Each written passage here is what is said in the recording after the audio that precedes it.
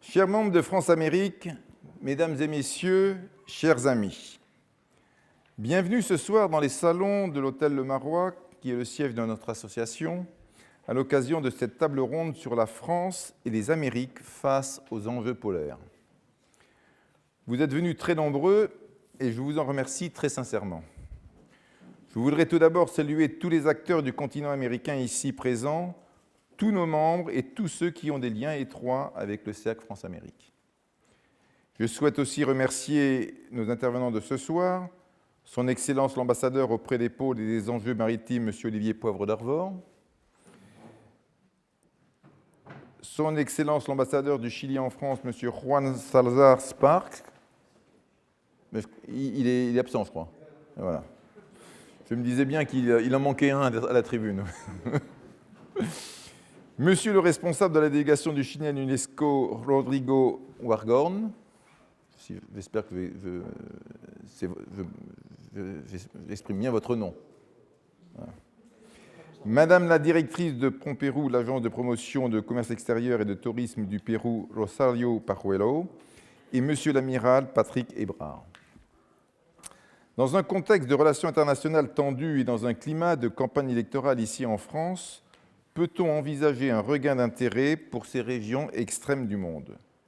Que ce soit la France, l'Amérique du Nord ou l'Amérique du Sud, chaque État aborde la question polaire avec plus ou moins de distance en fonction de ses propres enjeux.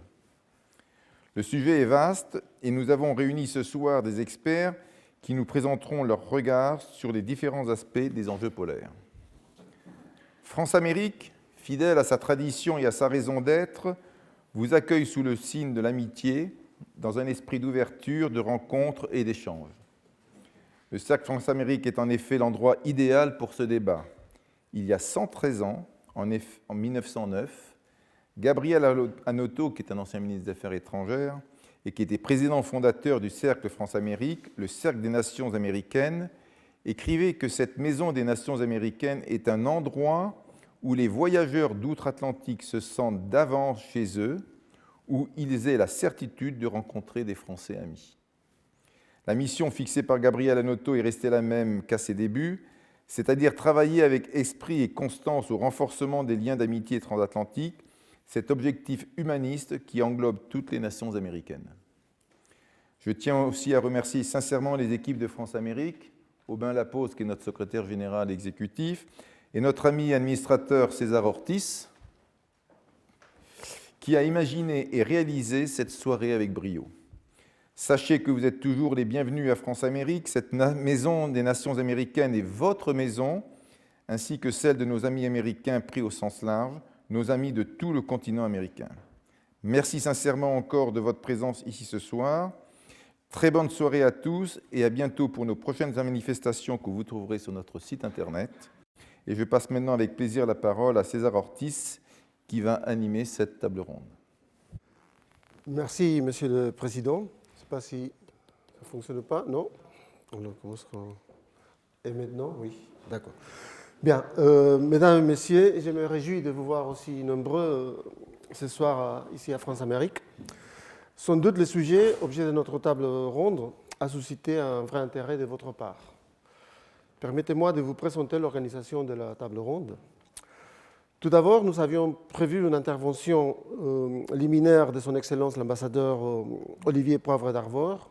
Malheureusement, à cause de l'organisation de One Ocean Summit, qui démarre le 9 février, il a été obligé de se déplacer à Brest, où aura lieu ce sommet. Il s'en excuse. Les panélistes ici présents interviendront chacun à leur tour pour nous exposer leur point de vue, ce qui nous permettra d'entamer un débat qui, j'espère, nous amènera à mieux connaître les enjeux polaires et leur potentiel impact en France et dans les Amériques.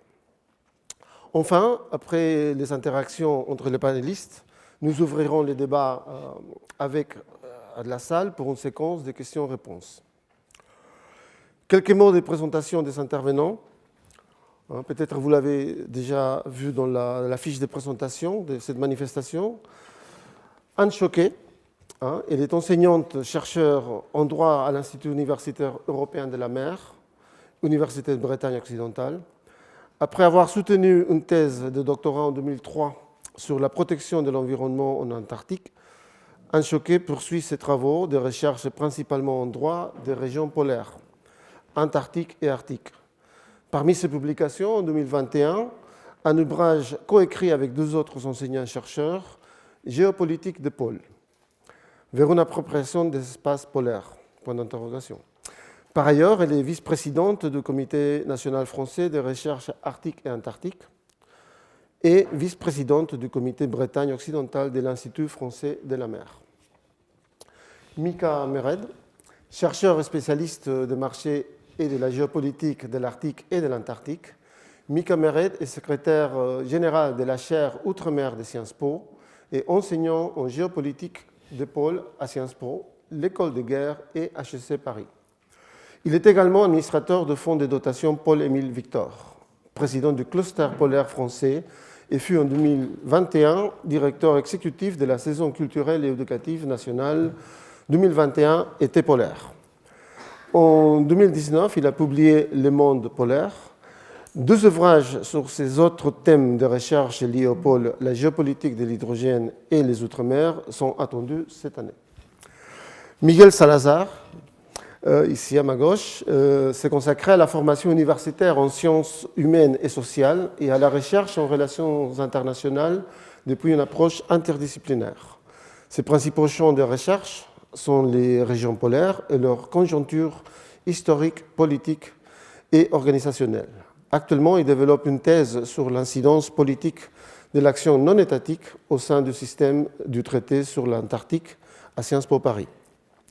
Enfin, Florian Vidal, il est chercheur au Centre Russie à l'IFRI. Titulaire d'un doctorat en sciences politiques, ses travaux portent sur les dynamiques régionales en Arctique, les ressources et la gouvernance de l'Anthropocène. Il enseigne à l'école spéciale militaire de Saint-Cyr. Il est l'auteur du Regional Governance, The Case of the Barents Region. Last but not least, Stéphane Dugas, reporter, auteur, réalisateur et chroniqueur. Stéphane Dugas multiplie depuis l'an 2000 les enquêtes et les tournages sous toutes les latitudes avec un goût prononcé pour les mondes marins et les embarquements en tout genre. Il collabore avec le Figaro Magazine, il réalise des documentaires pour France 3, TV5 Monde ou Ushuaïa TV. Il est l'auteur aussi de nombreux ouvrages parus en librairie, dont Polar Circus, Vélo et l'Atlas des grandes découvertes. Stéphane Dugas est depuis 2015 le secrétaire général de la Société des explorateurs français. La table ronde. Donc, cette table ronde abordera plusieurs thèmes concernant les pôles, les enjeux, on peut les citer, environnementaux, économiques, stratégiques, ou plutôt géostratégiques, juridiques. Je propose un premier tour de table et je propose de l'entamer comme ci. Pour les citoyens, et je m'adresse donc aux panélistes, pour les citoyens, les pôles restent des lieux d'exploration fascinants, mais qui demeurent assez éloignés de nos enjeux contemporains ou proches. Comment alors présenter les enjeux polaires? Et parmi ces enjeux, quels sont ceux qui vous estimez prioritaires? On va commencer donc par un Choquet, après Simirette, et on reviendra. Voilà. Merci beaucoup de m'avoir invité ce soir. Je suis ravie d'être avec vous. Alors, une question, je vais dire, assez difficile parce que les enjeux, je dirais, il y en a plein. Alors, comme je suis la seule juriste, je vais prendre des enjeux juridiques. Je dirais, pour moi, le plus important, c'est de pouvoir continuer à réglementer et essayer de gérer au mieux les activités humaines dans les régions arctiques et antarctique. Donc, il y a de plus en plus d'activités, il y a de plus en plus d'entreprises qui se disent tiens, pourquoi pas y aller. Cependant, on est dans des régions très fragiles, avec, ce sont des territoires très, très particuliers. Je pense qu'il est indispensable de prendre des mesures pour gérer, pour assurer la sécurité humaine, pour assurer bien sûr la protection de l'environnement. Donc, dans les deux régions, Je dirais un des enjeux, c'est vraiment les nouvelles activités. Donc il y a des activités traditionnelles qu'il ne faut pas négliger, mais je dirais toute la question également du tourisme. Voilà, ce sont des points à prendre en considération, tant donc, pour la sécurité humaine et la protection de l'environnement. Voilà. Merci. Mika ? Je vais le garder. Je crains que nous n'ayons qu'un micro Alors, on va pour deux. partager. Je crois qu'on va le partager. Bonsoir à toutes et à tous. Merci d'être si nombreux pour parler des pôles ce soir avec nous. Ce n'est pas tous les jours qu'on en parle, donc merci vraiment à France Amérique d'organiser cette soirée. Merci César de nous avoir rassemblés. Ce n'est pas tous les jours qu'on est rassemblés, donc merci infiniment.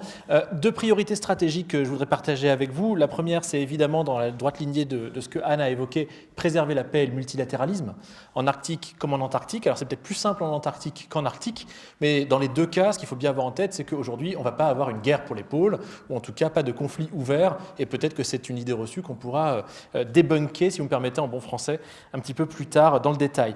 Et le deuxième élément, c'est qu'il faut néanmoins arriver à trouver un moyen de concilier les enjeux de préservation environnementale, bien sûr, et aussi trouver un moyen de permettre au peuple de l'Arctique de pouvoir se développer sans pouvoir avoir une empreinte trop négative sur leur environnement, pour une raison simple. Tous les peuples autochtones vous le disent très clairement, on ne veut pas que l'Arctique devienne un musée à ciel ouvert et être emprisonné dans notre condition d'autochtonie. Donc à partir de là, il faut arriver à faire deux choses. D'une part, c'est comprendre quelles sont les dynamiques entre les entreprises qui sont dans une démarche potentiellement écocidaire. Elles ne le sont pas toutes, mais toutes ont une empreinte même minimale sur l'Arctique.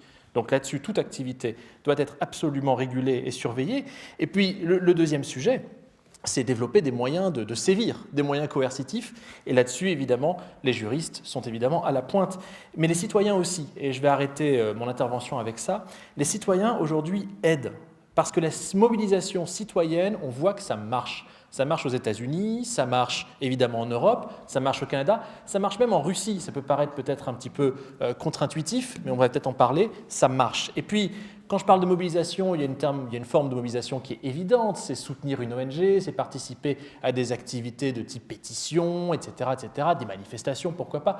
Mais il y a aussi le changement des comportements. Parce que si on va chercher qui des ressources, qui de la pêche ou je ne sais quoi en Arctique, en Antarctique dans une moindre mesure, mais évidemment ça monte aussi, et puis il y a le tourisme dont on peut parler, c'est aussi parce que dans nos comportements aujourd'hui, nous avons besoin de métaux qu'on va aller chercher en Arctique parce qu'on ne les trouve pas forcément ailleurs, on va aller chercher du pétrole, du gaz en Arctique parce qu'il est de bonne qualité et il se trade mieux sur les marchés que d'autres pétroles dans le monde. Donc il y a une dimension, changer nos comportements, et plus ici en France ou dans le Sud, on arrivera à atteindre un idéal de sobriété, je n'ai pas dit décroissance, mais de sobriété, plus on pourra préserver effectivement l'Arctique concrètement, et c'est un des moyens pour les citoyens tout simplement d'aider. Merci Mika. Monsieur Salazar. Merci beaucoup. Bonsoir à tous et à toutes. Et merci à France Amérique de nous avoir rassemblés ici. Et bon, pour commencer cette conférence, je voudrais, et plus particulièrement, ce qui me concerne, ce sont les études qui sont liées plutôt à la région de l'Antarctique. Et bon, j'ai une bonne question qu'il faudrait se poser pour commencer un débat. Je pense que c'est celle de se demander comment l'humanité, comment l'humanité s'est-elle organisée pour donner à l'Antarctique un caractère d'une réserve immaculée. Comment cela a été possible?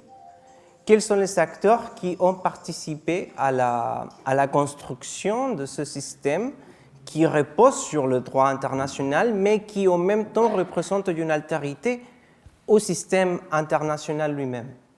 Donc l'Antarctique et son système se constitue ainsi une matériel qui devrait être interprété depuis plusieurs approches, et pas tout simplement depuis une approche interétatique, sinon qu'il est beaucoup plus complexe.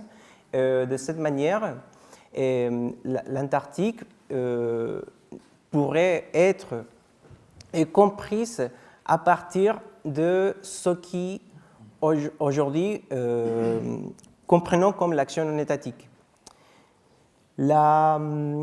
Cette notion n'est pas récente.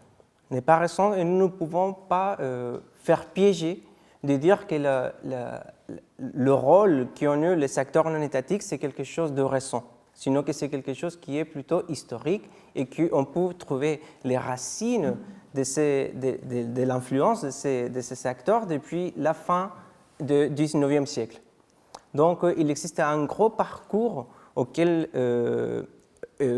on peut considérer pour la compréhension de ce système. Donc, on voit que l'Antarctique, elle est une macro-ressource qui est co-gouvernée à plusieurs, où il n'existe pas l'exercice du principe de souveraineté de manière effective, sinon qu'il existe un principe de gouvernance partagée. Et il existe un nombre de membres qui ont le droit d'accès à ces ressources, mais aussi il existe une gouvernance qui repose sur le droit international, mais qui est à la même fois un système de gouvernance contraignant. Donc les États s'engagent et les États s'obligent à accomplir les mesures de ce système-là. Donc, depuis cette perspective, on voit que la théorie de commun semble être pertinente pour comprendre ce système d'organisation, mais aussi la théorie de l'action collective qui pourrait nous apporter aussi des outils pour comprendre la manière par laquelle les membres agissent d'une manière ou d'une autre.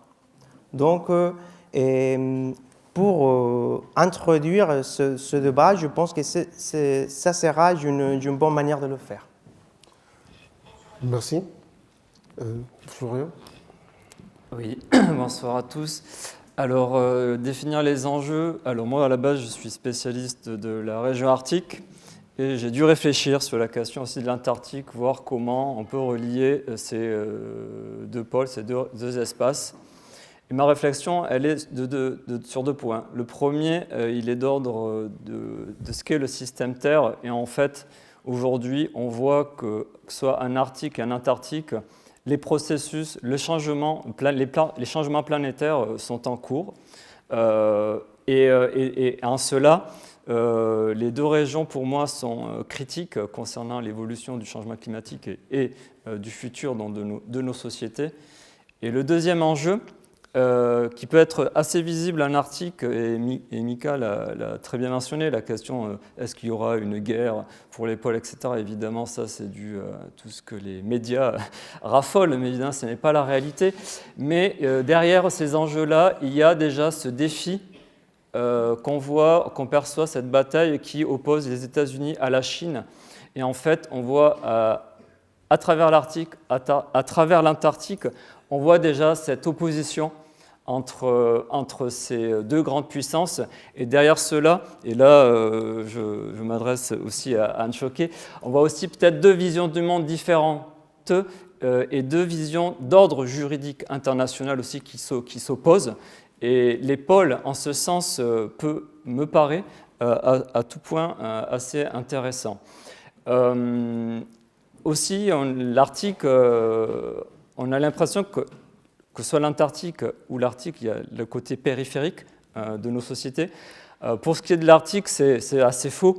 L'Arctique, dès la Seconde Guerre mondiale, c'était déjà un front stratégique.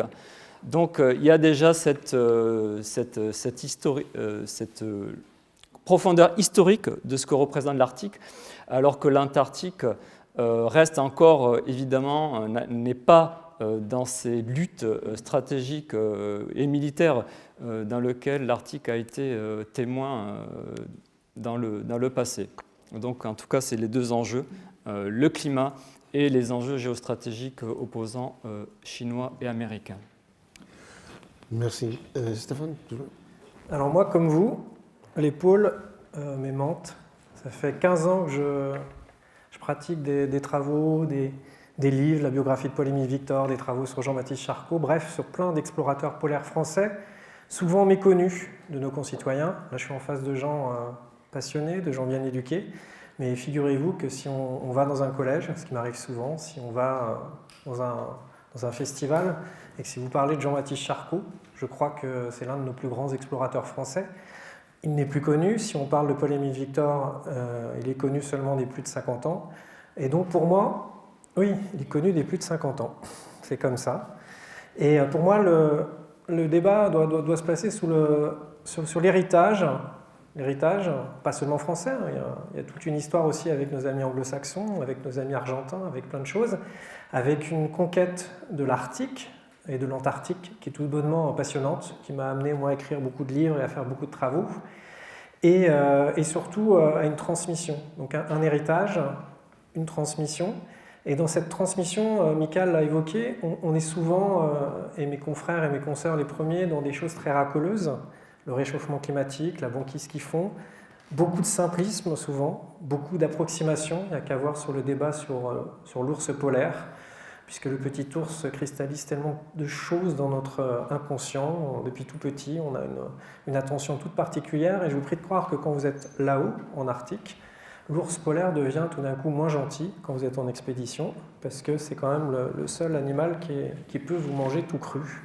Et ça arrive. Tout ça pour vous dire que je le placerai, moi, ce débat sur l'héritage, sur la transmission et sur des enjeux qui sont tout bonnement passionnants, parfois peut-être antinomiques entre l'Arctique, cet océan glacial entouré de pays souverains, mais les juristes et les spécialistes le diront mieux que moi, et cette formidable utopie qu'est l'Antarctique, qui m'a amené, moi, sur mon dernier film, à vraiment enquêter sur cette utopie de l'Antarctique. Pourquoi ce continent est une terre de science et de paix? Est-ce qu'on va parvenir en 2048 à garder cette utopie? Je trouve que sur Terre, beaucoup de choses vont mal, on ne parle que de ça, mais on a quand même en Antarctique une chose qui est formidable, c'est le traité de l'Antarctique. Et je le dis avec d'autant plus de passion qu'on est aussi dans une certaine schizophrénie, puisque figurez-vous qu'il y a un mois, j'étais sur le bateau, le commandant Charcot, de brise-glace, le fleuron de la marine marchande et de la marine de plaisance et du tourisme français, à explorer la mer de Weddell. Donc on est sur le côté est de la péninsule antarctique, en dessous de l'Amérique du Sud. C'est super, vous pourrez lire le reportage pour ceux que ça intéresse dans le Figaro Magazine, je fais un peu de pub de la semaine prochaine. Mais ça pose des problèmes, ça pose des questions, et je pense qu'on en débattra aussi. Le tourisme, pourquoi un tourisme que pour les privilégiés? Est-ce qu'on doit tout mettre sous cloche? Est-ce qu'on doit continuer comme on continue? En tout cas, voilà, l'héritage et la transmission. Et je voulais juste rebondir sur une citation que j'adore d'Alexis de Tocqueville. C'est bien indiqué ici au Cercle France-Amérique. Quand le passé n'éclaire plus l'avenir, l'esprit marche dans les ténèbres. Bien, merci pour toutes ces paroles. Je voudrais quand même poursuivre la discussion avec une question. D'un point de vue géographique, en regardant des pays comme le Chili, l'Argentine, la Nouvelle-Zélande par rapport à l'Antarctique, ou la Russie, le Canada, les États-Unis, ou la Norvège par rapport à l'Arctique, on comprend que du fait de leur proximité, ce sont des pays polaires. Quelle est la légitimité de la France dans les débats polaires? C'est parce qu'elle a réalisé de multiples missions scientifiques, c'est parce qu'elle est membre permanent du Conseil de sécurité des Nations Unies. Et quelle est la particularité de cette légitimité? Je ne sais pas, je laisse... C'est pour Stéphane. Ouais, peut-être. Oui, juste rapidement, dans cet héritage, on peut commencer à Pythéas, moins 380 avant Jésus-Christ. Vous m'accorderez qu'il est français, il était de Massalia, Massaliote, et ça a été le plus curieux. Il savait que la Terre était ronde, et pour calculer justement la rotondité de la Terre, il s'était aventuré dans une expédition où la marine à voile n'existait pas, c'était une marine à rame, et il a eu ce coup de génie apparemment, parce que tout ce que je raconte, c'est en fait les gens qui l'ont critiqué, qui nous ont donné ces indices, sachant que le récit de son expédition avait brûlé dans un incendie à la bibliothèque d'Alexandrie. Mais les archéologues nous l'ont prouvé, Pythéas est remonté jusqu'aux limites de ce qu'il a appelé le poumon marin, donc la banquise. Donc déjà, c'est un premier élément très franchouillard. Et le deuxième élément très franchouillard, pour y avoir enquêté sur cet atlas des grandes découvertes, c'est que, comme nos amis anglo-saxons, et peut-être un petit peu avant, avec Jacques Cartier, dès le XVIe siècle, avec cette compagnie en Arctique au Spitzberg, les Français se sont intéressés à l'Arctique, puisque c'était le plus facile. Ils s'y intéressaient non pas pour la beauté des paysages, encore que, on verra qu'avec Jules Verne, l'Arctique a fasciné. On pensait qu'il y avait même un paradis, un Éden, jusqu'à très longtemps dans le 19e siècle. Bref, et les Français sont très tôt intéressés à l'Arctique pour les ressources en poissons et ensuite pour les ressources en minerais, parce que l'exemple le mieux, c'est ça par contre, vous l'avez tous appris si vous avez fait l'école en France, c'est vous avez appris Jacques Cartier, parce qu'on apprend Jacques Cartier, mais on apprend moins bien Samuel de Champlain, on en apprend moins bien plein d'autres. C'est l'histoire à la Michelet. Et petit message à l'éducation nationale, réhabiliter d'autres explorateurs, parce qu'il n'y a pas que Jacques Cartier. Et Jacques Cartier y allait pour les minerais. Et vous vous projetez comme ça dans le temps, et vous allez avoir ces Français qui vont aller dans le Grand Sud, qui vont rivaliser avec le plus grand, James Cook, l'explorateur qui a été le plus bas. Et vous avez tout cet héritage. Et pour faire une ellipse très, très rapide, vous dire que les Français en 1947, avec les expéditions polaires françaises de Paul-Émile Victor, se sont vraiment positionnés comme s'était positionné Jean-Baptiste Charcot sur une exploration scientifique, au nom de la science, pas au nom d'un drapeau seulement, au nom d'un bien-être, au nom de mieux comprendre ces glaces. Et ça a été une intuition géniale, puisque de creuser dans les glaces, de faire des carottes, on a compris qu'il y avait le climat, et on a mis 60 ans avant de comprendre que les petites bulles d'air dans la glace allaient nous révéler finalement tout le climat de la planète. Donc oui, on n'a aucune frontière avec les mondes polaires, hormis peut-être ce petit confetti de Saint-Pierre-et-Miquelon, si on tire par les cheveux, et j'en ai pas beaucoup.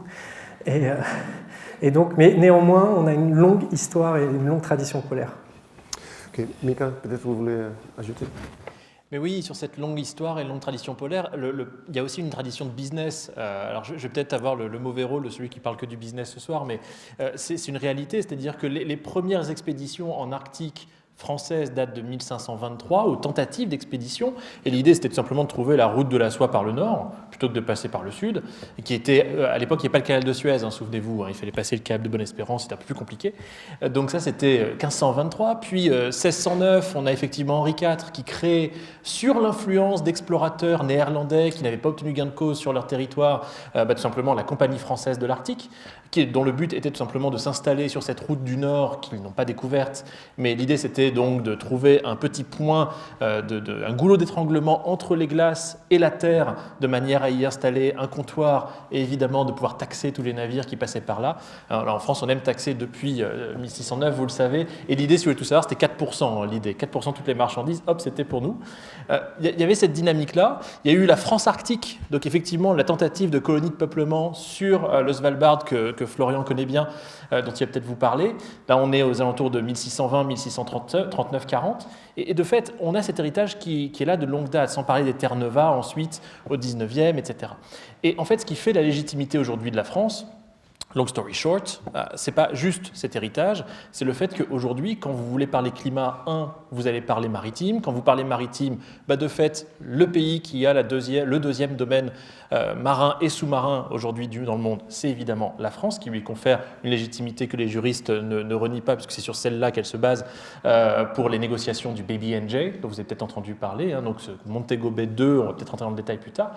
Et puis il y a cette légitimité, je vais continuer là-dessus, d'un point de vue militaire et d'un point de vue business, puisque la France est l'un des rares pays à patrouiller tous les 3 mois dans l'Arctique. C'est l'un des rares pays à avoir un patrouilleur polaire qui est capable maintenant de faire des activités duales ou quasi duales sur la partie en tout cas occidentale de l'Antarctique, orientale pardon, de l'Antarctique. Et c'est le seul pays à avoir fait une traversée avec un bâtiment militaire du passage du Nord-Est, même si le bâtiment, quand il est passé le Rhône en 2018, n'était pas en active, il était en test.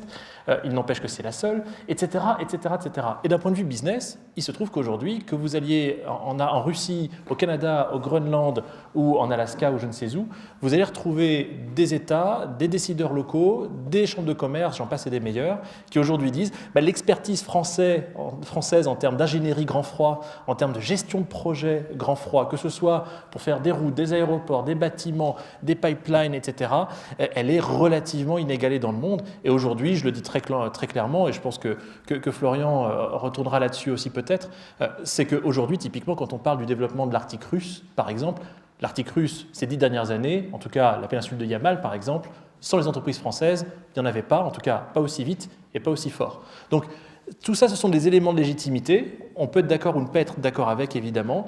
Et ça peut être des éléments ensuite problématiques si effectivement les entreprises françaises finissent par être des écocidaires dans la région. Très, très bien. Merci pour ces réponses. Puisqu'on parle de l'Arctique, est-ce qu'on peut dire que l'Arctique un peu un endroit russe. Hein. Il y a des brise-glaces à propulsion nucléaire. Je crois qu'il y a deux brise-glaces qui sont russes. On a une centrale nucléaire flottant russe, hein, au port de Pevek. Hein, voilà. Et on fait aussi, quelqu'un m'avait fait le calcul, hein, si on prend les bateaux de Havre au Tokyo, en passant par le canal de Panama, on parle de 25 000 km. Si on prend le canal de Suez, c'est 20 000 km. Et si on prend le pôle Nord, 14 000 km. Mais bien évidemment, on était avec escorte. Hein, donc, je précise quand même. Donc voilà, qu'est-ce qu'on peut dire de l'influence russe? On sait qu'on peut aller côté russe ou côté canadien, si on veut faire cette route-là. Mais qu'est-ce qu'on peut commenter de cette ouverture, justement la présence de la Russie, qui est à la mode, ceci dit, c'est Ursi. Oui, le contexte est assez particulier en effet.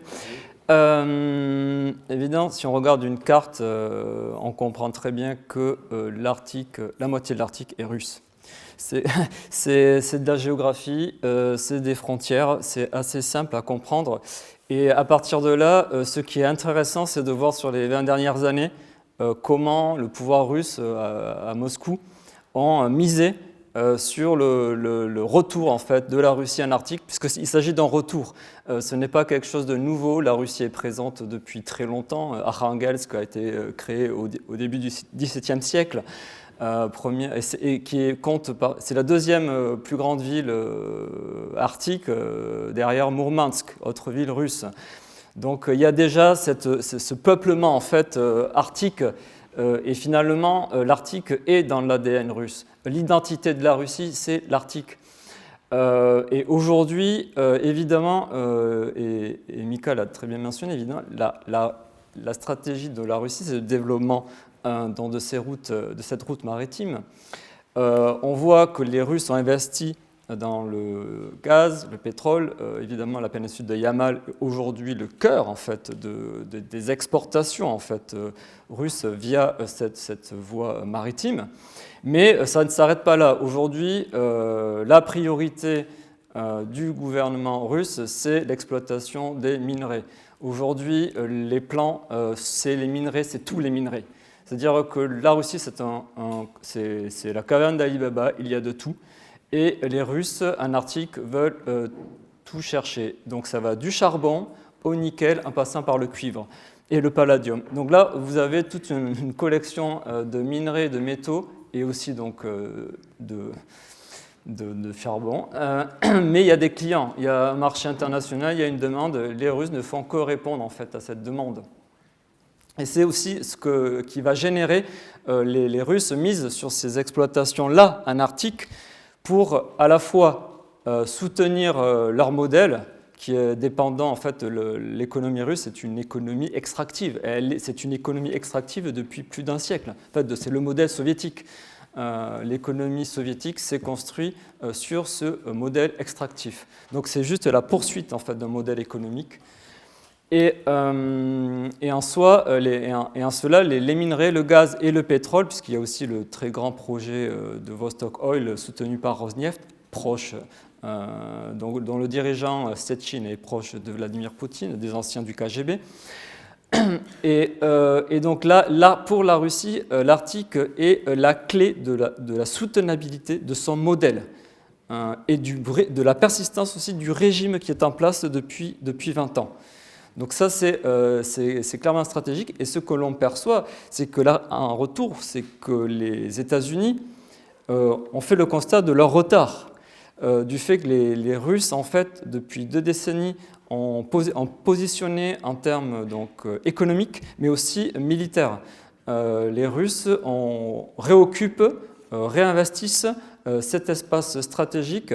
Et aujourd'hui, l'Arctique, il faut comprendre que pour l'Europe, l'Arctique est essentiel en matière sécuritaire.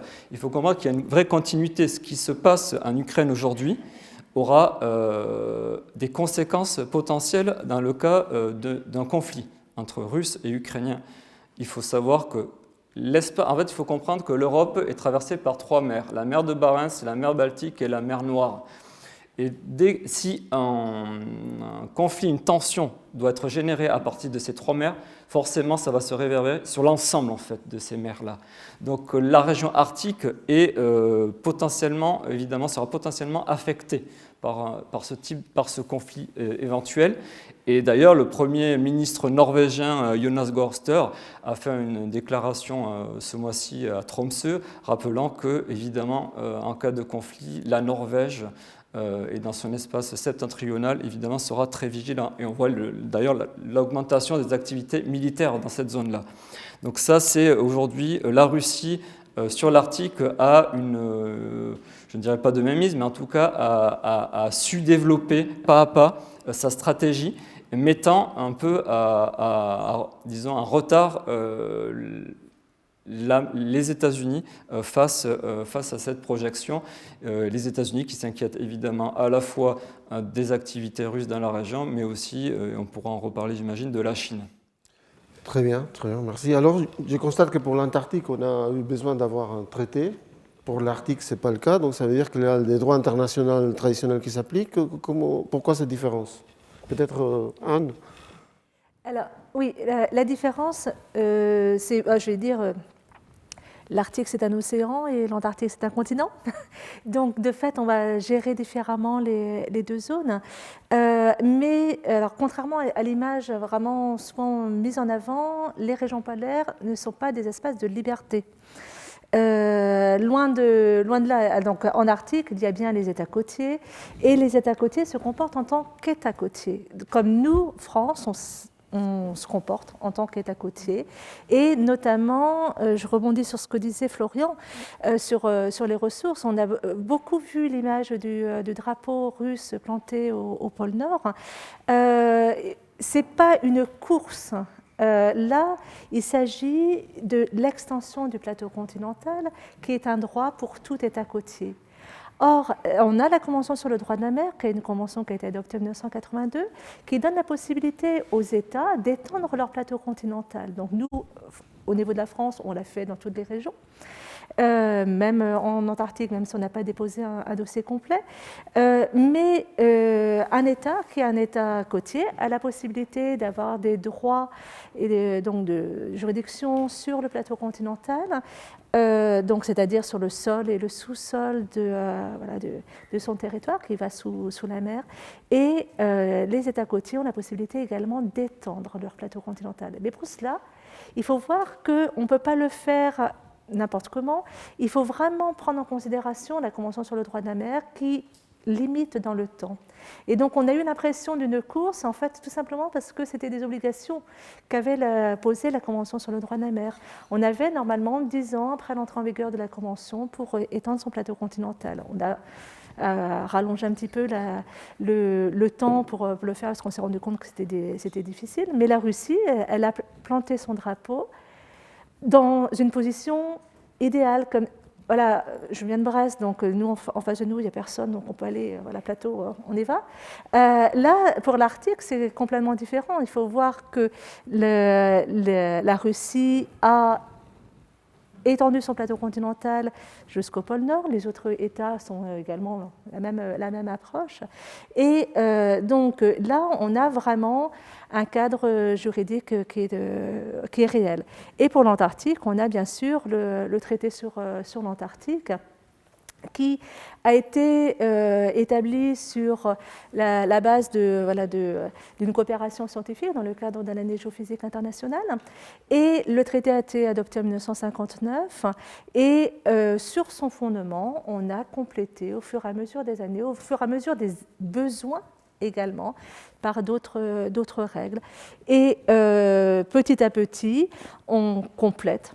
Parce que, bien sûr, un traité, il est toujours perfectible. Et c'est vraiment, à chaque fois, le minimum commun. On se met d'accord sur un texte. Donc, il faut le compléter. Et le traité sur l'Antarctique, justement, on le complète par de nouveaux traités, mais aussi des mesures, des recommandations d'autres textes.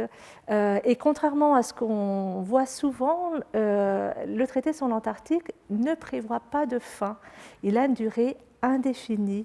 On a un traité qui est prévu pour durer. En revanche, on a prévu des possibilités de le modifier. Et après, tout dépendra de quel article on veut modifier, de quelle manière. Et en tout cas, il n'est pas prévu que le traité sur l'Antarctique disparaisse rapidement. En tout cas, j'espère pas. D'accord. Je ne sais pas si quelqu'un... Oui, oui. Oui, effectivement, il existe une différence substantielle au moment de comparer les deux régions de l'Arctique et de l'Antarctique en même temps.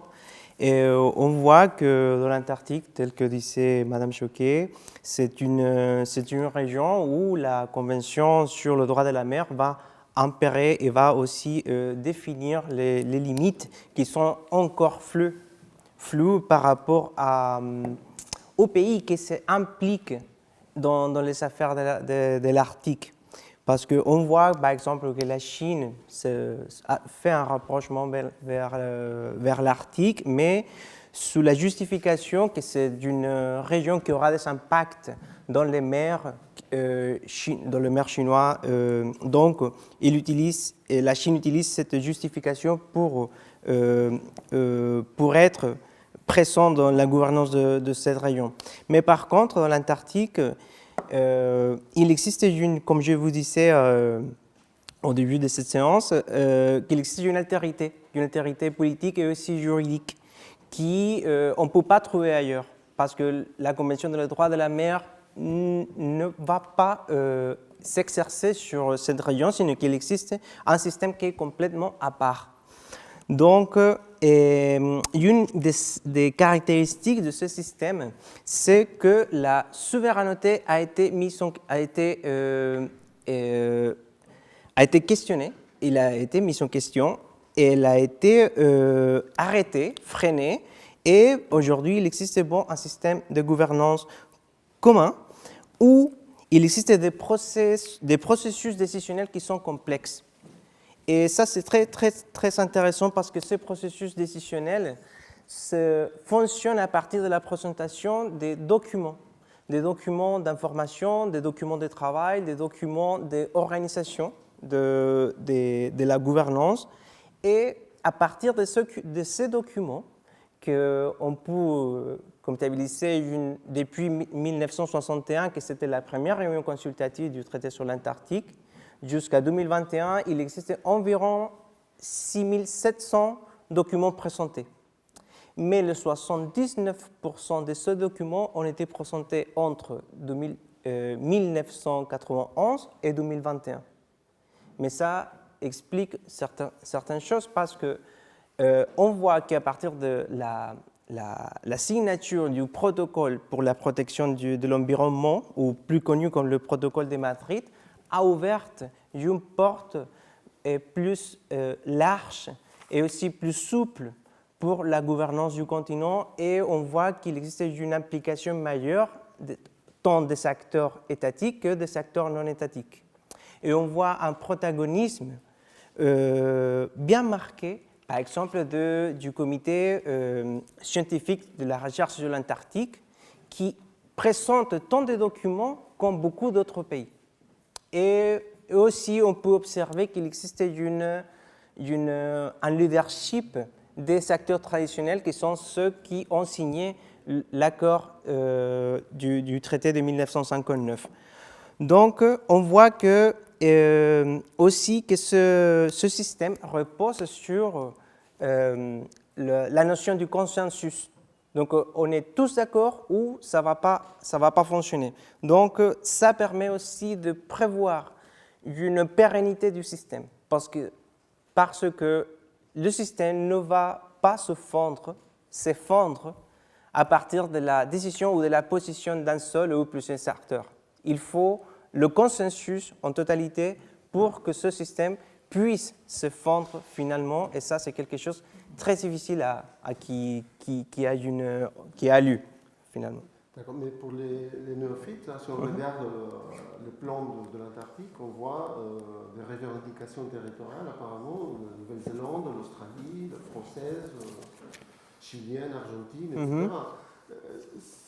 Comment devons-nous comprendre une réclamation territoriale en Antarctique ? bon, il faut la comprendre comme ça, juste comme une réglementation, comme une volonté de limiter, parce qu'il y a des États qui ont réclamé du territoire, il y a d'autres États qui ont délimité le territoire. Ça, ce sont deux choses différentes. Donc, par exemple, les États qui sont plutôt de l'hémisphère nord ont fait des réclamations, mais par exemple, l'Argentine et le Chili ont fait une délimitation parce qu'ils considèrent qu'ils ont une projection plutôt historique. Et ils ont des justifications juridiques, mais aussi géographiques. Donc, c'est pour ça qu'ils considèrent qu'ils ont fait une délimitation plutôt qu'une revendication territoriale. Et ce partage, ce camembert qui est resté dans l'imaginaire de l'Antarctique, c'est quelque chose qui, aujourd'hui, il ne serait pas responsable de dire que ça fonctionne comme ça. Parce que dans le système aujourd'hui, il existe 54 États qui font partie du système du traité antarctique, mais il existe 29 États qui sont des membres consultatifs. Cela veut dire qu'ils ont la capacité décisionnelle. Mais cette capacité décisionnelle, il faut la nuancer aussi, il faut faire attention. Parce qu'il existe un processus de délibération, par exemple par le biais des documents qui sont présentés dans la réunion consultative du traité sur l'Antarctique, qui sont débattus par le membre. Et quand on parle de membres, on parle tant de membres consultatifs, des membres non consultatifs, des experts et aussi des observateurs. Donc, ces instances de débat, de discussion, d'échange, évoquent aussi ce qu'on connaît comme la démocratie délibérative, d'Habermas peut-être, mais qui permet d'une certaine manière,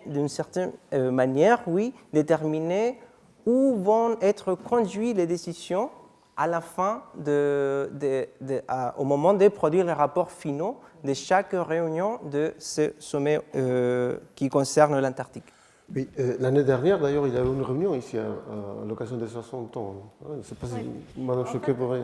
Alors, la réunion des parties consultatives, c'est une réunion qui a lieu tous les ans. Donc, depuis le protocole de Madrid, avant c'était tous les 2 ans. La réunion des parties consultatives, en fait, c'est vraiment le lieu de discussion. Alors, ça ne veut pas dire que pendant l'année, on ne fasse rien. Loin de là. Alors, je participe aux réunions, j'ai la chance d'être dans la délégation de la France depuis 2001, donc j'ai une bonne connaissance un petit peu de ces réunions.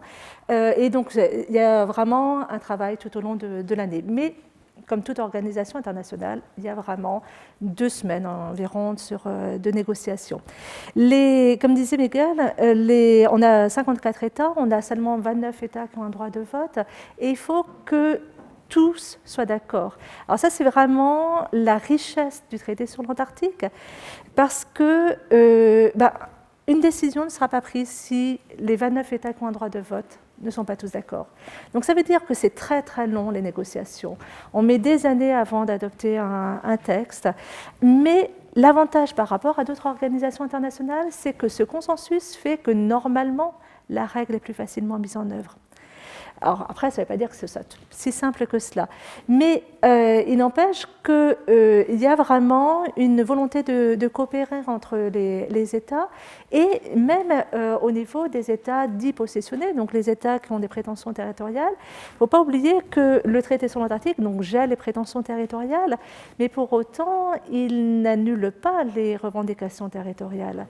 C'est-à-dire que, par exemple, une personne qui envisage de faire un projet d'aller en Antarctique, elle a la possibilité de s'adresser à des États sur le fondement de leurs compétences que l'on dit compétences territoriales, donc c'est-à-dire des États qui ont des revendications territoriales. Donc, typiquement, on peut envisager de demander une autorisation d'activité à l'Argentine parce qu'on va dans le coin revendiqué par l'Argentine. Et il faut voir qu'en face à cette possibilité-là, il y a d'autres possibilités. Tout le monde n'est pas d'accord avec cette position-là. Il y a des États qui acceptent les prétentions territoriales d'autres. Donc, par exemple, typiquement, la France accepte la compétence territoriale de l'Australie. L'Australie, en échange, accepte la compétence territoriale contrôle de la France. En revanche, quand on regarde du côté de la péninsule antarctique, là typiquement, on a 3 États qui ont des prétentions territoriales qui se chevauchent. Et donc, quand on demande une autorisation, typiquement, on pourrait très bien faire le tour des États et de demander à l'Argentine. Si elle refuse, pourquoi pas, on irait vers le Chili. Si elle refuse, pourquoi pas, on irait vers le Royaume-Uni. Mais c'est beaucoup plus... en fait, ce n'est pas un problème parce qu'il y a aussi la compétence qu'on appelle personnelle qui permet à tous les États de donner également des autorisations d'activité. Et quoi qu'il en soit, la richesse du traité sur l'Antarctique, c'est qu'on a réussi à aller plus loin. C'est que sur le fondement du traité sur l'Antarctique, on a complété les règles. On a vraiment fait ce qu'on appelait un système du traité sur l'Antarctique et avec vraiment une volonté d'harmoniser au niveau international au maximum les règles. Bien sûr, on n'aura pas tous les mêmes règles, mais au moins on a une base commune sur la base des traités. Donc ça veut dire que si, je reprends mon exemple tout à l'heure, si je demande une autorisation d'activité, finalement, mon dossier devrait être géré à peu près de la même manière, où que ce soit, faite cette demande-là, parce qu'on a tout un régime juridique international qui a été adopté. Bien. Si c'est une histoire de consensus, quoi que vous avez parlé, est-ce que vous pouvez envisager un jour qu'il y aura un consensus sur une activité économique en Antarctique, par exemple? Mika. Oui, Mika, voilà. On n'a pas la même approche, mais on peut être plus d'accord que ce que tu crois, ceci dit. Le point, il est clair. César, je vous remercie d'avoir organisé cette conférence en disant les pôles et la France et les Amériques, parce que, en fait, ce qui est important, c'est de comprendre que ni l'Arctique ni l'Antarctique ne sont des territoires monolithiques. Il n'y a pas un Arctique, il n'y a pas un Antarctique, il y a des façades, des territoires. Florian l'a très bien dit tout à l'heure en parlant de la Russie. Miguel l'a très bien rappelé tout à l'heure en disant que c'était à la fois une macro-ressource à gouvernance partagée, mais qu'il y avait des spécificités. Anne l'a redit à l'instant. Et il faut vraiment faire cette distinction, parce que si je vais en Arctique, je vais commencer par l'Arctique, je vais faire court, rassurez-vous. J'ai l'air d'être long, mais non. Si vous allez en Arctique, de fait, si on fait une distinction entre l'Arctique américain et l'Arctique qu'on va dire eurasiatique, mais qui est essentiellement russe, avec un peu de norvégien, ce qu'il faut bien avoir en tête, c'est que là, on ne va pas du tout avoir la même dimension économique. Typiquement, dans l'Arctique américain, qu'on soit au Canada ou en Alaska, on est sur des taux de croissance sur la période 2010-2020 qui sont de l'ordre de moins 1%, donc récession, à 0%, 0,3, 0,5 grand max dans les meilleures années. Ça, c'est côté américain. Si vous allez côté russe, la moyenne de croissance sur la période, elle est de 5% par an. Donc ce n'est pas du tout la même dynamique, ce n'est pas qu'une question de soutien de l'État, c'est aussi une question des industriels, de facilité d'accès, il y a plein de raisons qui expliquent ça, on peut entrer dans le détail. Si je vais en Antarctique, j'ai la même chose.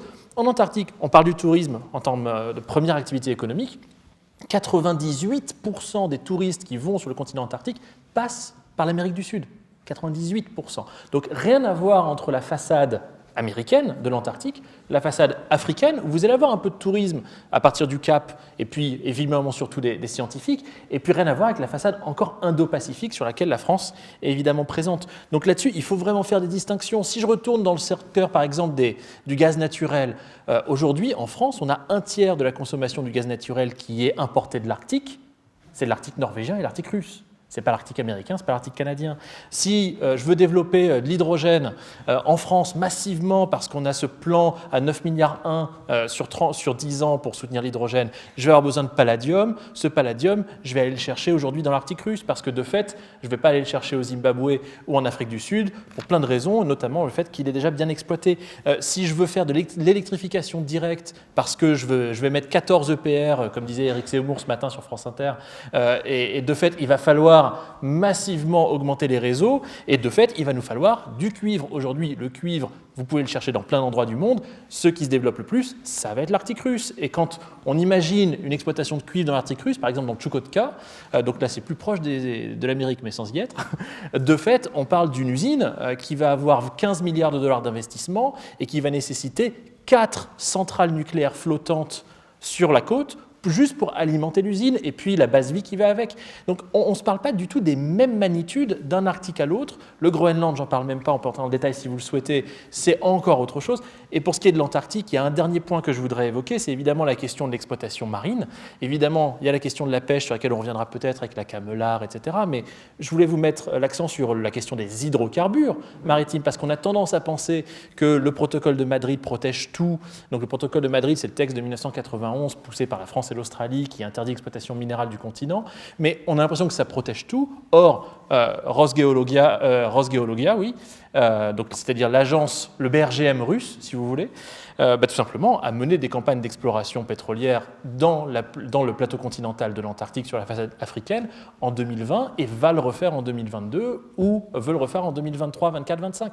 Donc fondamentalement, en fonction des zones où vous êtes en Antarctique, vous n'allez pas avoir les mêmes enjeux. Et une phrase pour terminer, ce qui est important dans la position chinoise par rapport à l'Arctique comme à l'Antarctique, c'est qu'aujourd'hui, eux sont certainement l'un des seuls pays avec les moyens où la stratégie consiste à dire il faut être présent partout, dans toutes ces sous-régions de l'Arctique comme de l'Antarctique. Donc ça voudrait dire que la Chine se considère, ou pourrait se considérer comme un pays polaire, hein? Ah mais bien sûr, la Chine part du principe qu'ils ont aujourd'hui 600 chercheurs donc pour leur puissance scientifique en Antarctique, qu'ils ont certainement les meilleurs moyens d'observation hors France, hors États-Unis et hors Chine, et hors Russie, sur les deux régions polaires, surveillance satellitaire, hein, j'entends. Ils ont certainement les meilleurs moyens en termes d'infrastructures marines pour accéder à l'Antarctique ou pour accéder au pôle Nord, au moins l'été. Donc de fait, il y a cette dimension-là. Et puis il y a une dernière dimension, c'est que tout simplement la Chine essaye de bâtir sa légitimité sur des facteurs traditionnellement arctiques. Si vous allez dans la région la plus septentrionale de Chine, le comté de Mohe, donc à la frontière avec la Russie, vous allez trouver un petit village de 1000 habitants où tout le monde quasiment est salarié du ministère des Forêts fédéral de Chine. Et ce que la Chine va faire avec ce petit village qui est à 1500 km du cercle arctique, c'est dire nous avons plus de neige chez nous qu'en Norvège durant l'hiver, nous avons plus de permafrost qu'en Norvège, qu'en Suède ou qu'en Finlande, nous avons des peuples autochtones parce qu'il y a 400 issus de Evenk qui sont aujourd'hui dans ce territoire chinois, donc on a vocation à être reconnu comme légitime dans la zone. C'est un débat effectivement sur lequel aujourd'hui les Européens sont un petit peu à la traîne, dirons-nous. Bien, je crois comprendre aussi que la Chine fait des conventions ou des accords avec l'Argentine ou le Chili, peut-être, je ne sais pas si Miguel peut nous faire un commentaire. Et oui, effectivement, la Chine a réalisé pas mal de approchements vers les pays du Sud, principalement le Chili et l'Argentine. Par exemple, la Chine a une institution qui s'appelle la Chinese Arctic and Antarctic Administration. Et la Chine a un siège à Santiago de l'ambassade. Donc ça explique dans une grande mesure comment la Chine s'approche vers les pays par le biais des relations bilatérales pour développer son stratégie. Et la Chine, telle que l'a définie Mary Brady dans son livre La Chine comme une puissance polaire. Et c'est à cause de ça, parce que c'est un pays que, bien qu'il ne soit pas un pays tout à fait polaire par des raisons géographiques qui sont tout à fait évidentes, c'est un pays qui a construit ce rapport avec le pôle par le biais d'une narrative qui repose sur le discours du patrimoine commun de l'humanité. Donc, elle justifie sa présence à partir de ça. Et que tout ce qui se passe dans les régions polaires aura des effets sur son territoire. Donc, il utilise cette discours, cette narrative, pour s'approcher dans les régions polaires. Et quoi d'autre? Et la Chine aussi a travaillé aussi beaucoup avec la région des Magallanes, avec l'Institut antarctique chilien, aussi avec l'armée de l'Argentine pour développer des activités conjointes. Et aussi, elle se présente comme un membre, comme un acteur qui, bien qu'il n'a pas l'intention de bouleverser les systèmes tant de l'Arctique que de l'Antarctique, elle utilise les outils que le droit international lui fournit pour s'insérer dans ce système. Donc, Et elle se montre comme un membre qui n'a pas l'intention de bouleverser ce système, mais ce qu'on peut déjà voir, c'est que cette hégémonie occidentale qui existait dans la gouvernance de l'Antarctique et aussi de l'Arctique, et c'est quelque chose qui commence à disparaître et qu'on voit qu'il existe d'autres acteurs qui sont issus d'Orient, et la Chine est à la tête de cet ensemble de pays qui s'impliquent dans ce système de gouvernance et pourtant dans cette hégémonie occidentale de ces affaires, et c'est quelque chose qu'on pourrait dire que c'est déjà quelque chose fini. Oui, ça nous ramène peut-être un peu au sujet de l'héritage, un héritage d'Occident, mais est-ce qu'il y a un héritage aussi d'Orient, Stéphane? Est-ce qu'on peut relier ça à cette présence chinoise dans les pôles? Ouais. Permettez-moi d'être un rêveur ce soir, parce qu'on parle de point de croissance, on parle de stratégie, ce qui est important. J'ai une formation d'économiste, donc à la base je sais comment ça marche. Mais il y a une vraie, en tout cas pour moi, schizophrénie, tu m'en voudras pas, c'est que l'Arctique, on en parle comme point de croissance, que la Chine, la Russie, etc. Comme si on allait enfin se partager les dernières parts du gâteau de cette planète Terre, qui est quand même en ressources finies, je dis ça au passage. Et à l'inverse, on parle de cette utopie très scientifique de l'Antarctique, mais avec quelques relents aussi économiques, puisque vous n'êtes pas sans savoir que sur l'intervention de Michel Rocard notamment et de Robert Hawke, à l'époque Premier ministre australien, nos amis néo-zélandais voulaient exploiter le sous-sol, on était à la fin des années 80 de l'Antarctique. Et donc je voulais juste vous rappeler, peut-être insister sur le fait qu'il y a un héritage à la fois occidental, très fort, je l'ai dit tout à l'heure, les Français, les Britanniques, mais il y a aussi maintenant un héritage oriental. Moi, je ne savais absolument pas que dans la course au pôle au début du XXe siècle, il n'y avait pas seulement un Norvégien, Roald Amundsen, et un Britannique, Scott, il y avait aussi un Japonais, un grand oublié de l'histoire, qui s'appelle Shirase Nobu, et qui lui aussi voulait aller conquérir le pôle sud. Donc c'est une vraie conjonction en quelques mois. On a été au pôle avec une épopée à la fois héroïque et dramatique côté britannique. Et je voulais juste peut-être souligner ces chimères des pôles, ces rêves des pôles. Moi j'adore les grains de sable dans la grande histoire, les petites histoires dans la grande histoire qui sont des grains de sable. Nos amis nord-américains, états-uniens ont voulu conquérir l'Antarctique après la guerre, en tout cas ont voulu mieux connaître l'Antarctique juste après 1945. Ils ont utilisé les mêmes moyens que pour le débarquement en Normandie, des bateaux, des avions, des parachutages, des ravitaillements, on appelle ça dans le langage militaire des opérations amphibies, et ça a complètement foiré. Et c'est beau, parce que quelque part, quelques années avant, l'amiral Byrd, l'un des plus grands explorateurs états-uniens, lui avait réussi à durer sur l'Antarctique, à faire une base scientifique. Donc tout ça pour vous dire, je suis peut-être une réponse qui est un petit peu fourre-tout sur cet héritage, mais que ces pôles qui nous aimantent, ces grands déserts blancs, que quand on les fréquente, c'est comme disait Jean-Baptiste Charcot, on est à la fois effrayé, on a peur, on déteste y être parce qu'on a trop froid. Allez-y, vous verrez cette petite sensation de froid qui vous parcourt le long de l'échine toute la journée parce que vous ne pouvez pas vous réchauffer et vous n'en pouvez plus. Et quand vous êtes revenu à des climats plus tempérés, à Paris, où nous sommes, vous ne rêvez que d'une chose, c'est de retourner voir la banquise, retourner voir ces icebergs. C'est un spectacle tout bonnement sublime, c'est une nature à l'état brut, à l'état sauvage. Vous n'êtes rien, ça vous ramène à votre condition humaine, qu'est-ce qu'on fait là, sur cette planète. Donc là, il n'y a plus de taux de croissance, il n'y a plus de point de croissance, il n'y a plus de stratégie, etc. Et c'est, je pense, cet intérêt qu'ont les pôles, on le voit pour ceux qui aiment la littérature. Les pôles ont créé une littérature qui est foisonnante. Pour ceux qui aiment le cinéma, j'en parle même pas.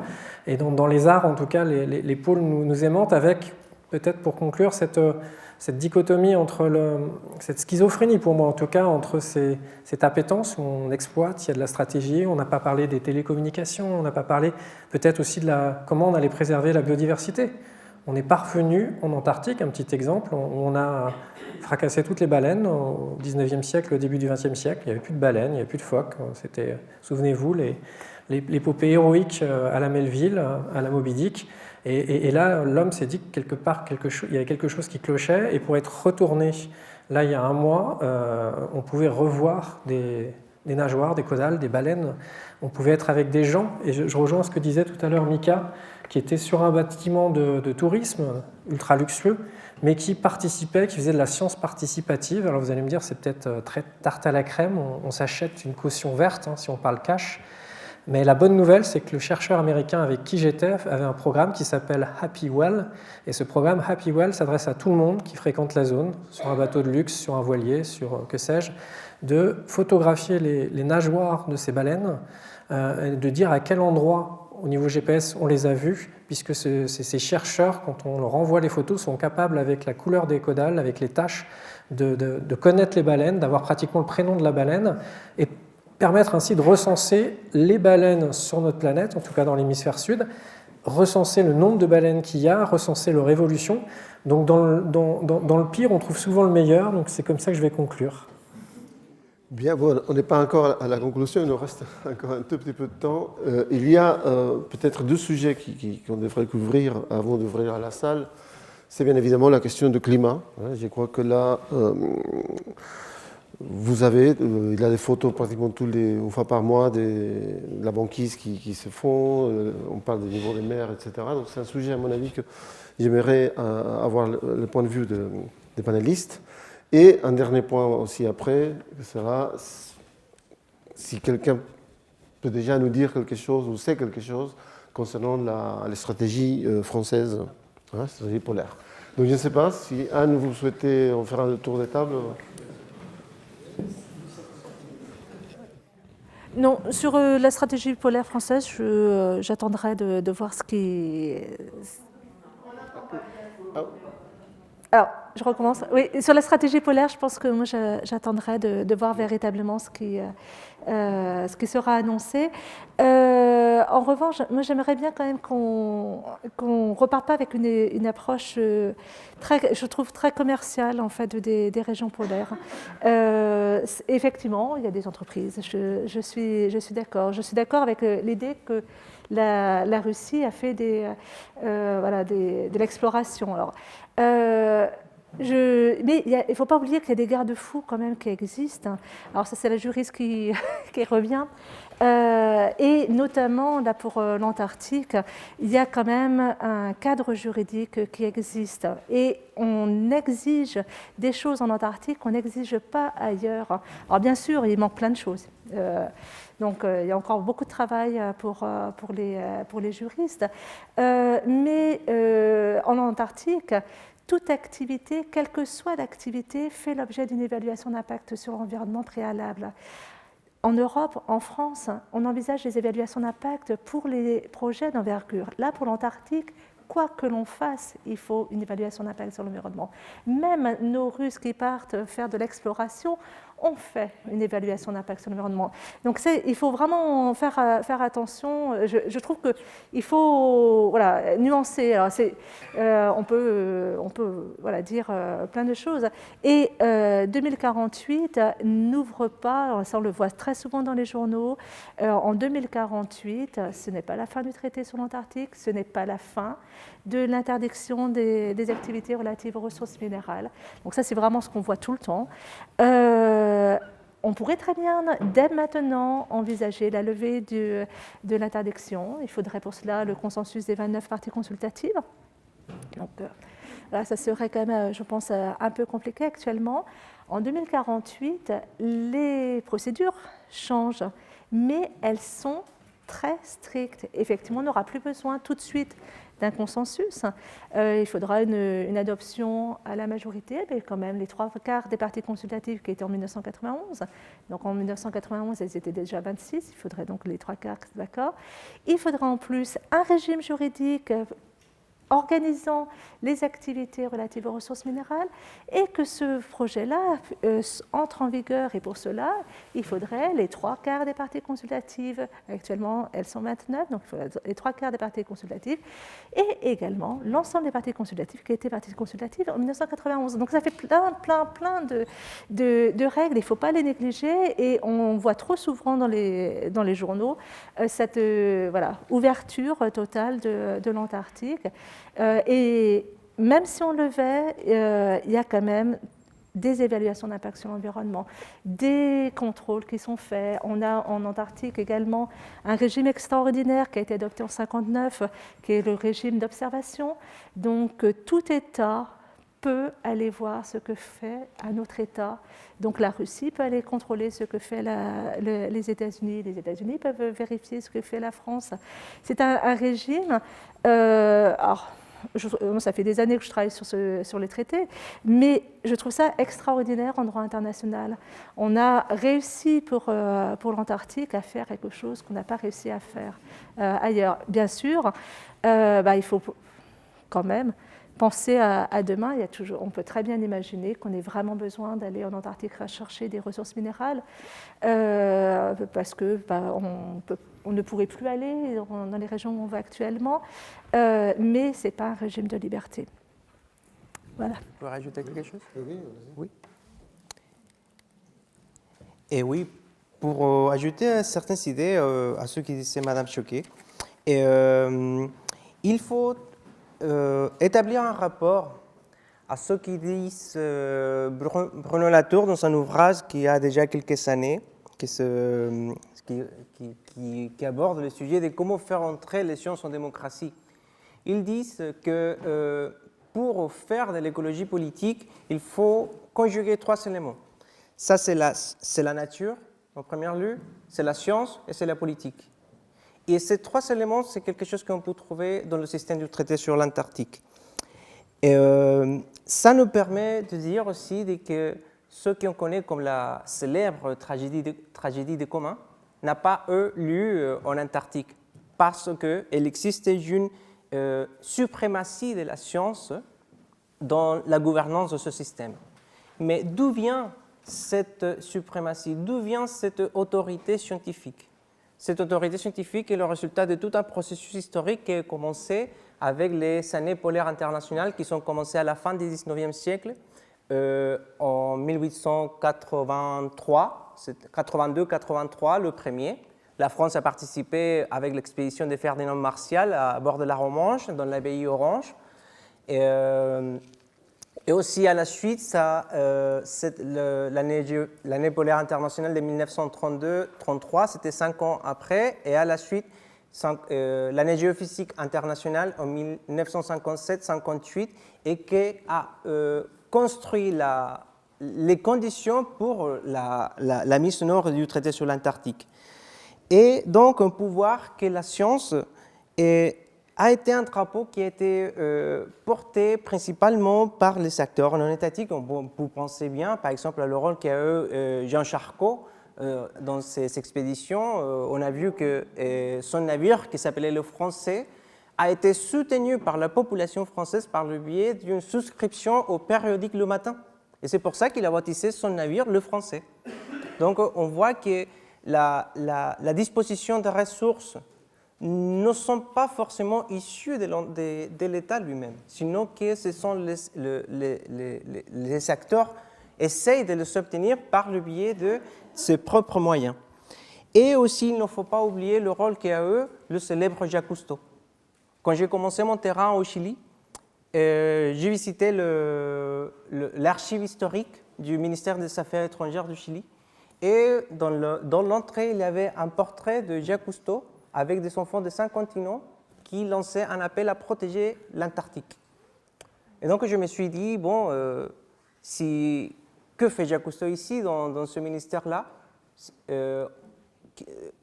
tout en étant quelqu'un qui mobilise à la communauté internationale pour garantir la préservation du continent et qui n'est pas forcément correspondant aux intérêts qu'il y a le Chili par rapport à l'Antarctique. Mais on peut déduire que l'état d'esprit qui a promu Jacques Cousteau, c'est quelque chose qui est présent dans la volonté des États pour construire ce système.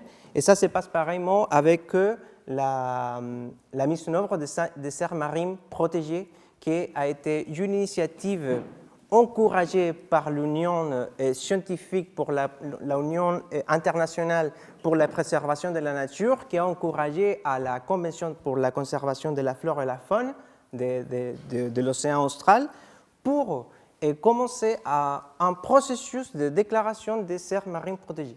Donc on voit que dans ce sens-là, la participation est complexe, il y a plusieurs acteurs, et ce n'est pas que la volonté des États pour la construction de ce système. Bien, je ne sais pas, Florian, si vous...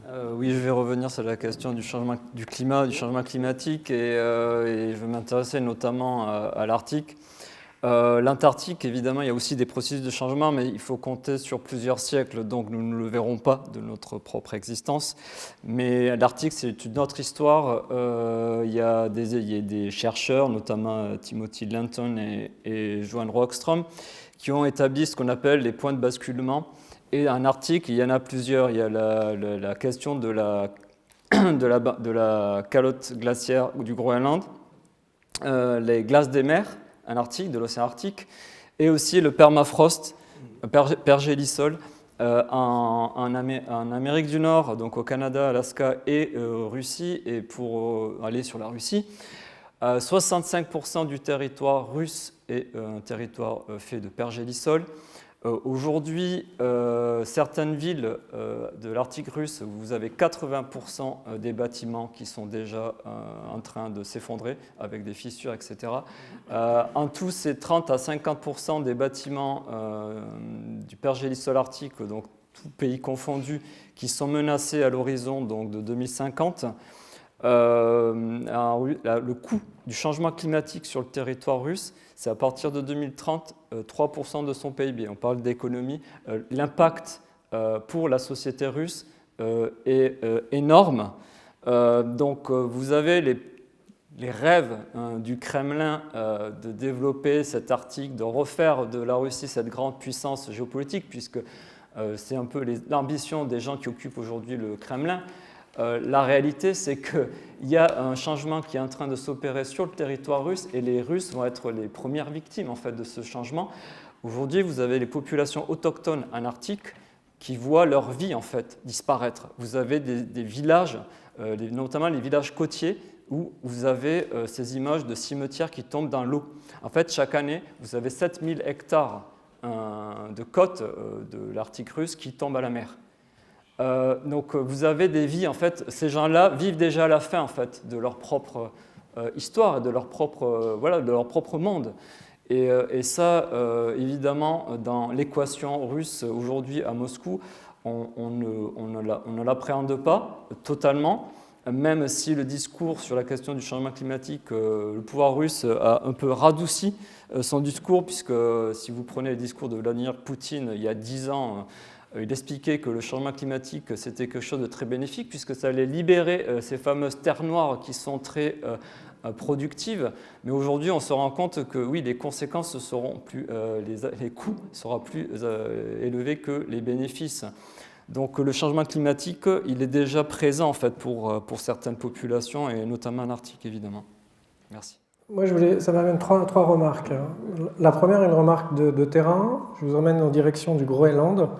Le Groenland, sur la côte orientale, il y a deux settlements, et la région d'Ammassalik. Il y a 15 ans, je marche dans les pas de Paul-Émile Victor pour aller voir ce qu'étaient devenus les Esquimaux qu'on appelle les Inuits. J'essaie de reprendre les chemins de Paul-Émile Victor, Groïc, il y a 15 ans, c'est-à-dire que tout ce que faisait Paul-Émile Victor, je ne pouvais plus le faire parce que la glace était trop fine. Et je rentre en France, j'étais avec un photographe, j'en ai fait un film, et je me suis choqué, toute la communauté scientifique à l'époque. Souvenez-vous, en 2006, il y avait une communauté, une France qui était partagée entre climato-sceptiques, ils étaient nombreux, et des gens qui, comme moi, mais modestement, disaient il y a quelques petits changements. Et des scientifiques nous disaient c'est sur des temps longs, ils ont raison, c'est sur des temps longs. Nous, on arrivait, les journalistes, avec des côtés sensationnels. Et j'ai posé cette question au chasseur inuit qui m'accompagnait, qui était mon fixeur, qui était mon guide, comment il voyait ce réchauffement climatique. Et j'ai fait plein d'interviews dans le village, à Tassilak, à Massalik, en leur demandant comment ils voyaient ça.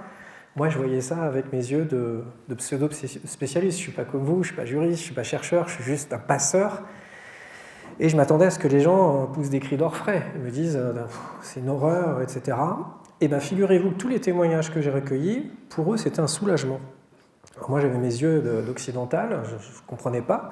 Ils me disaient écoute, Stéphane, c'est simple, il fait plus chaud, donc du coup, on peut plus sortir dehors, on a moins à balayer devant chez nous parce que la neige qu'on avait enlevée, ben, on en a moins.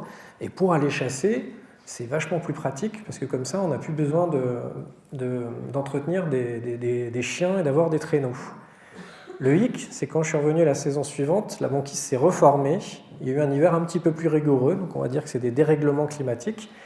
Et là, il n'y avait plus de chiens dans les villages. Donc vous ne pouvez plus se déplacer en hiver, parce que quand la banquise est prise, bah, vous ne pouvez plus utiliser le bateau. Et puis vu que vous comprenez qu'il n'y a pas de route, il n'y a pas de réseau autoroutier, c'était compliqué.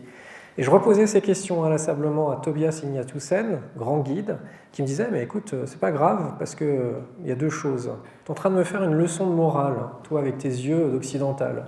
Me dire qu'il ne faut pas que mon peuple, donc on est, et Mika me corrigera, on est 50 000 habitants au Groenland, tu es en train de me dire qu'on n'a pas le droit d'exploiter notre sous-sol, sous prétexte que pour des normes environnementales, écologiques et de défense de la planète, tu ne veux pas que je le fasse. Or, le voisin, ça fait 80 ans, le voisin norvégien qui fait ça, et tu lui as rien dit. Et puis, grosso modo, tu sais, moi, le réchauffement climatique, il n'y a que des gens comme toi, toutes les chaînes de télévision, il y a tous les gens qui viennent ici, et vous participez encore plus au réchauffement climatique. Donc vous êtes un peu cons les blancs, quoi. J'ai dit ça, j'ai tout dit, j'ai rien dit au final, mais ça m'a un petit peu changé mon paradigme, ça m'a fait un petit peu plus m'intéresser aux peuples autochtones, en l'occurrence les Inuits, et essayer de décentrer un petit peu mon regard que j'avais de journaliste occidental, avec toujours les mêmes poncifs. La banquise, il y en a moins, c'est catastrophique, etc. etc.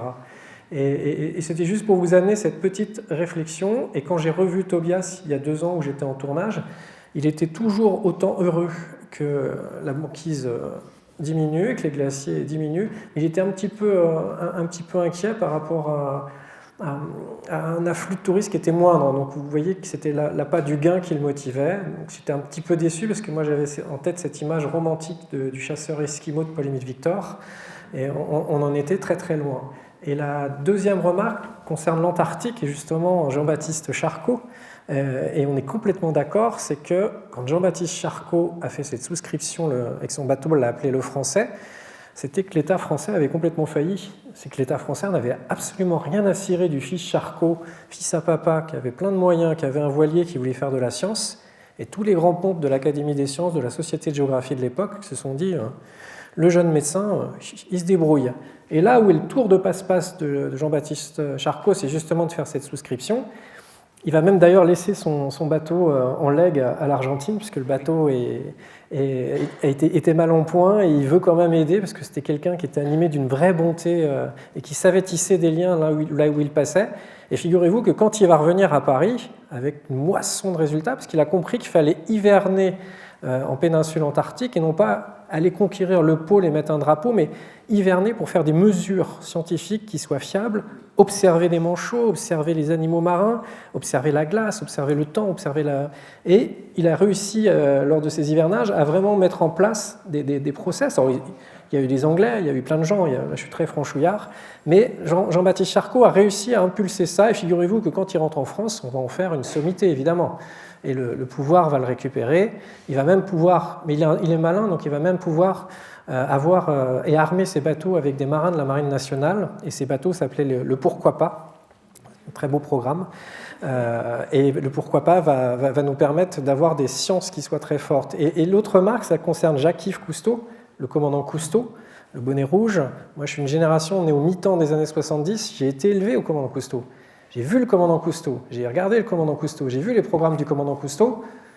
J'ai milité quand j'étais gamin sur justement les associations pour protéger les baleines en Antarctique. J'ai compris ce qu'était l'Antarctique grâce au commandant Cousteau. Toujours schizophrénique, toujours paradoxal, c'est que le commandant Cousteau ne dépendait pas de l'État. Il refusait de dépendre de l'État, il avait été marin d'État, il avait quitté la marine, après avoir mis au point avec ses compagnons ce truc génial quand on fait de la plongée, le détendeur. Alors, c'était évidemment pas lui, mais c'était quand même arrangé pour que ça soit lui, petite zone d'ombre. Et Jacques-Yves Cousteau nous a permis de nous éduquer. La question que je pose, c'est que ça a été très fort dans les années 80-90. On voit que le LEG a permis justement le traité de Madrid en 1991. Néanmoins, dans l'héritage qu'il laisse aujourd'hui, alors une partie de la presse bien pensante et très intellectuelle est en train de remettre Jacques-Yves Cousteau dans une zone d'ombre, parce que nous, les Français, des fois, on aime bien se flageller. Parce que Jacques-Yves Cousteau, évidemment, tout n'est pas rose, tout est blanc, tout est noir, tout n'est pas blanc, tout n'est pas noir, tout est gris. Et effectivement, il y a quelques expéditions qui sont contestables, notamment d'avoir pêché à la dynamite, mais à chaque fois, il faut recontextualiser les expéditions. Paul-Émile Victor, quand il allait sur la banquise, il était avec des moyens très polluants. Bref, on était dans les années 60 et dans les Glorieuses. Tout ça pour vous dire que s'appuyer sur les sciences, c'est bien. Je pense qu'il ne faut pas aussi ne s'appuyer que sur les sciences parce qu'on va en faire des mandarins. On le voit avec la gestion de la crise sanitaire. Hein. On s'est beaucoup appuyé sur les scientifiques. Ça nous a peut-être rassurés, mais il y a peut-être un moment où il faut savoir que le politique prenne aussi, en tout cas les décideurs prennent aussi leur part de responsabilité.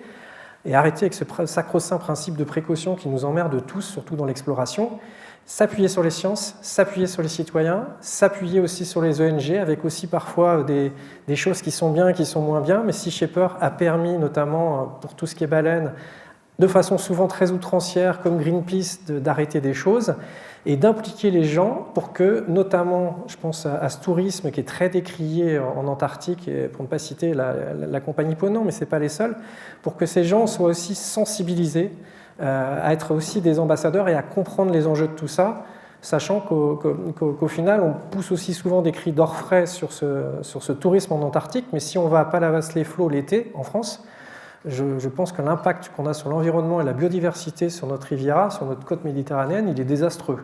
Donc tout ça nécessite d'avoir l'art de la nuance, de s'écouter, de se parler et d'arrêter de fonctionner comme on a souvent fonctionné en France par silo, par chapelle, puisque ça fait 4 siècles que la stratégie polaire française, on n'en a pas. On fait que du bricolage.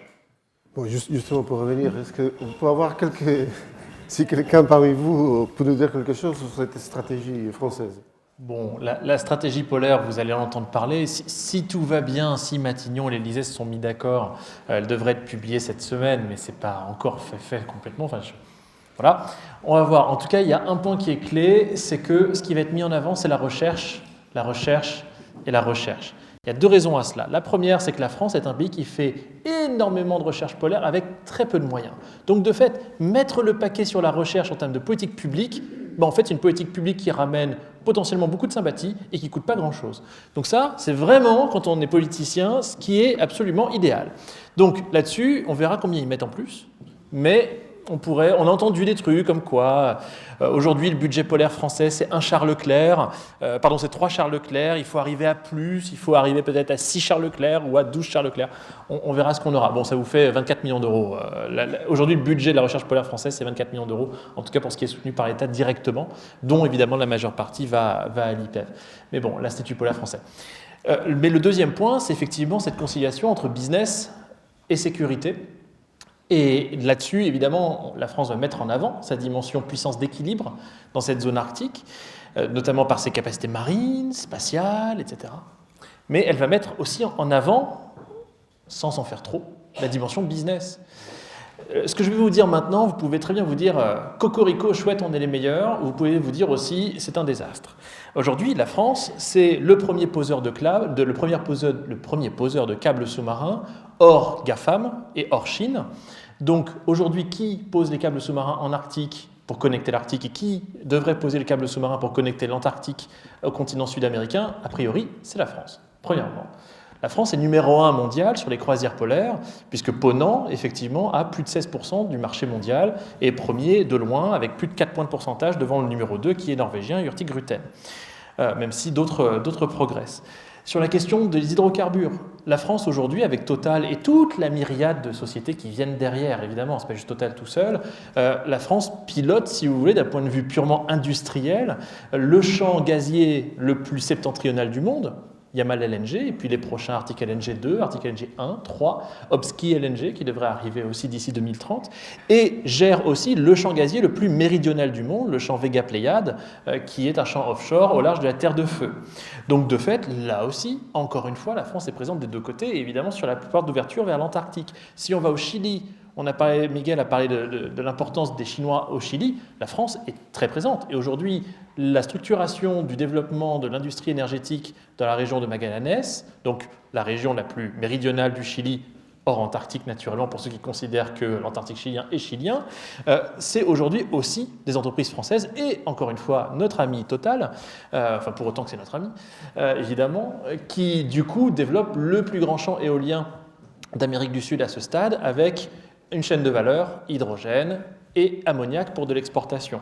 Et pour vous donner un ordre de grandeur, rien que le champ rien que le champ Magallanes LNG, Magallanes H2, Magallanes hydrogène, excusez-moi. Je m'en mêle les pinceaux parfois entre hydrogène et LNG tellement c'est toujours les mêmes acteurs.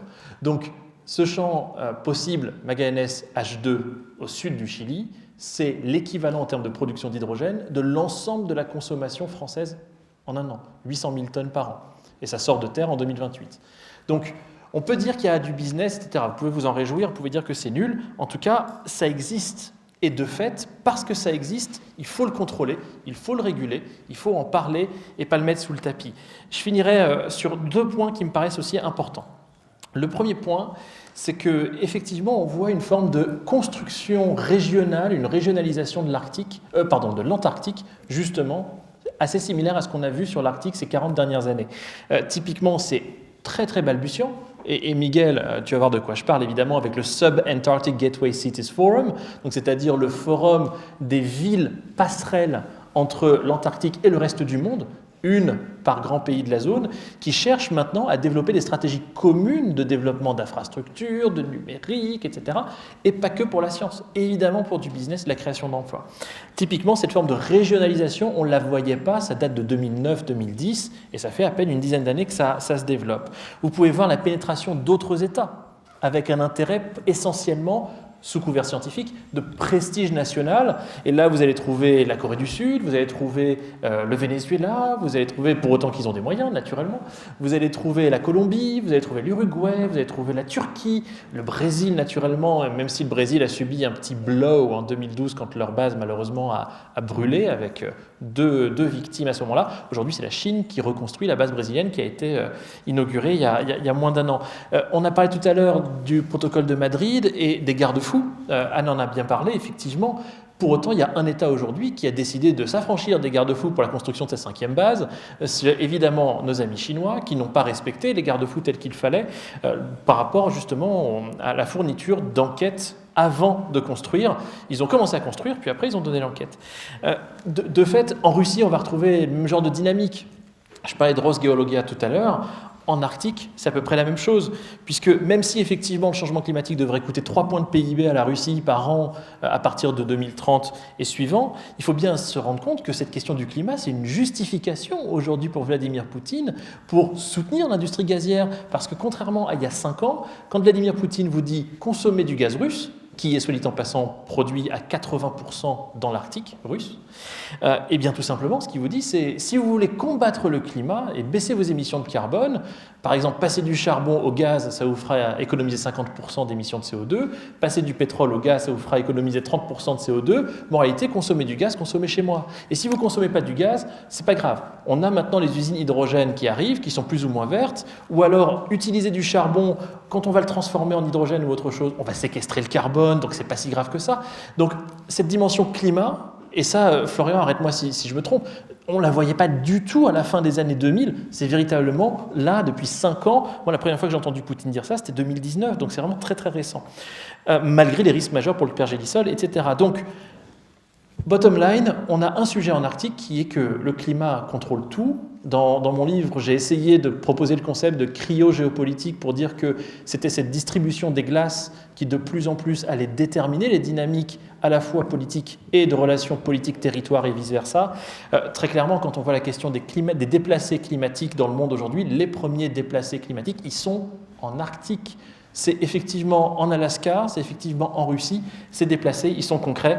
Et on n'en parle pas de la même manière qu'on ne parle pas du gouvernement groenlandais qui a été élu au mois d'avril dernier et qui a été à la manœuvre pour interdire l'exploitation du pétrole sur son territoire, bien qu'il puisse y avoir des potentiels, ou interdire l'exploitation d'uranium pour des raisons avant toute chose écologiques. Et là-dessus, il y a plein de travaux effectivement qu'on a en France. On a la chance d'avoir des doctorants, des docteurs, des laboratoires, des étudiants de master, etc., qui connaissent ce sujet mieux que des journalistes.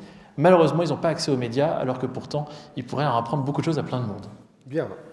J'espère que cette table ronde aura servi à porter les pôles en tant que sujet citoyen. J'espère également que France-Amérique fera partie de la communauté polaire française hein, après cette manifestation. Hein. Je remercie donc les panélistes pour les contributions, pour les échanges. Et il ne me reste qu'à demander au public hein, de manifester notre reconnaissance par des applaudissements.